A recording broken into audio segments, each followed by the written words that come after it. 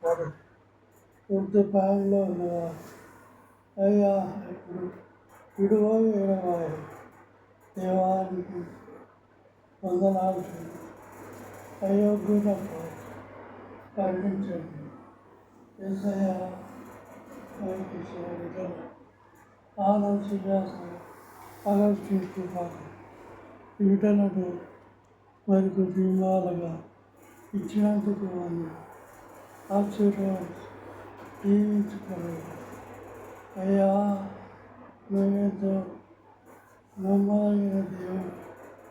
గొప్ప దేవుడు ఆశ్చర్యకరుడు ఆలోచనకరుడు బలవంతుడైన దేవుడు నిత్యుడైన తండ్రి